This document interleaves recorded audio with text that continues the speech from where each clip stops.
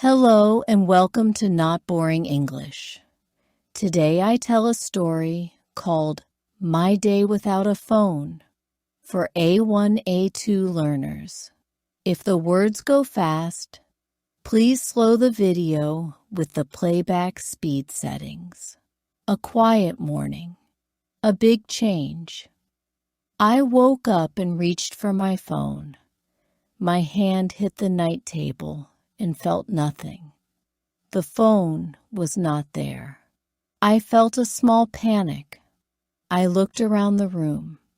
The lamp was on. The window was open. I could hear birds. I tried to remember where I put the phone last night.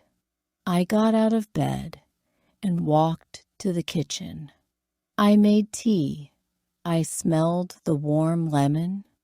I sat at the table and I tried to think. My phone was not in my bag. It was not on the couch. I called my friend from the landline. Her voice was calm. She said, "Maybe you left it at work." I thanked her and we hung up. I felt strange. I like my phone.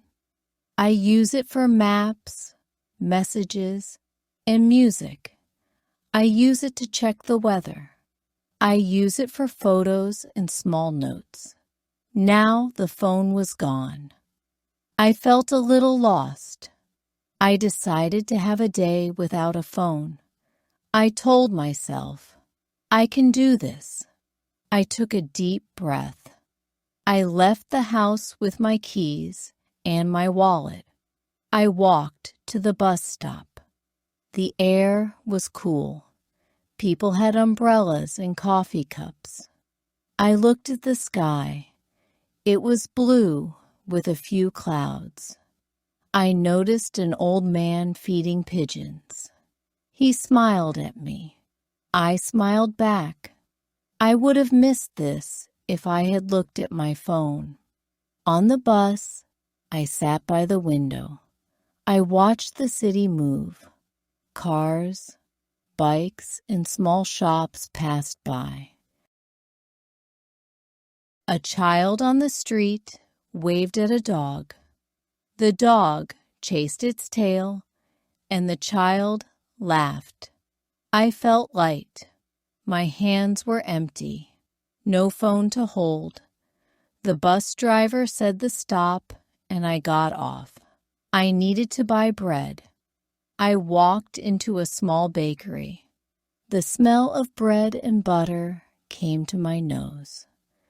The baker was a woman with flour on her hands.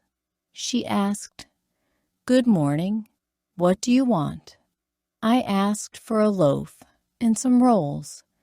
She packed them with care. I paid with cash. I said, "Thank you."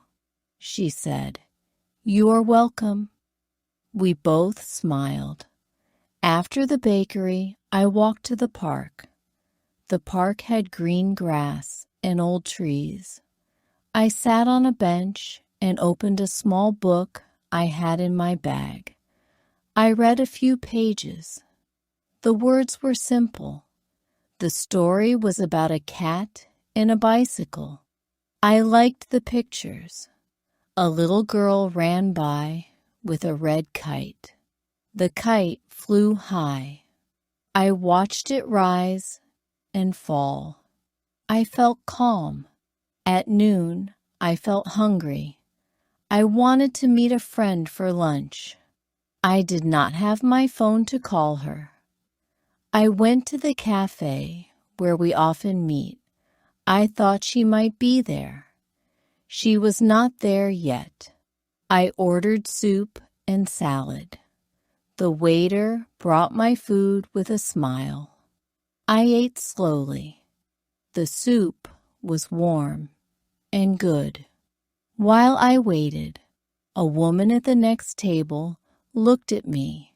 She asked, "Are you waiting for someone?" I said, "Yes, my friend. We usually meet here." She told me she had seen my friend arriving earlier. My friend had left because she thought I would be late. We both laughed. My friend soon came back when she heard I was still here. We hugged and we ate. We talked about small things. It felt nice to listen without looking at a phone. In the afternoon, I had errands. I needed to buy new shoes. I also wanted to go to the library. At the shoe store, I tried on 3 pairs. The shop helper brought boxes and helped me with sizes. I chose a blue pair. I paid with a card, and the man said, "Have a good day." I smiled and left. At the library, I looked at books for my English class. I found a grammar book and a picture dictionary. I checked the pages, and I read a short story aloud. A young boy nearby smiled. He said, "You read well." I felt proud. I closed the grammar book and sat in a small chair. I wrote a list of new words on a paper.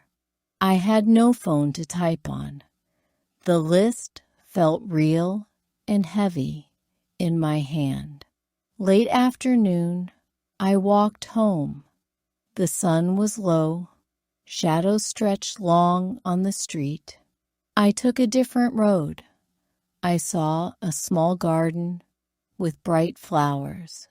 A cat crossed the path and stopped to watch me. I said, "Hello, cat." The cat purred and went away. I felt happy and a little surprised by my own joy. When I reached my door, I found a note on the mat. It was from my neighbor. She wrote that she found my phone on the stairs. She had left it with the building manager. My heart beat fast.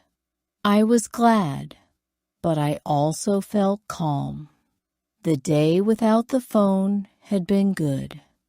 I learned many small things. I went to the manager's office and picked up my phone. It had a small scratch, but it worked. I turned it on and looked at the screen. Many messages and missed calls were there. I answered some and thanked the neighbor. I put the phone in my bag, but I did not use it right away. That night I made tea again. I sat by the window and watched the stars. I thought about my day. I saw the old man, the baker, the child, the kite, and the cat. I remembered the small conversations. I remembered the feeling of reading from a paper book. I felt a warm calm in my chest. I learned something simple. My phone is useful, but I can be okay without it. I can talk to people face to face. I can notice small things. I can read a paper book and write words on paper. I can be present. I decided to keep 1 hour every day without my phone. I would use that time to walk, read, or talk. The next morning, I woke up and looked at my phone. It was there and safe. I held it for a moment. Then I put it on the table and walked to the window. I opened the curtains and smiled. The birds were there again.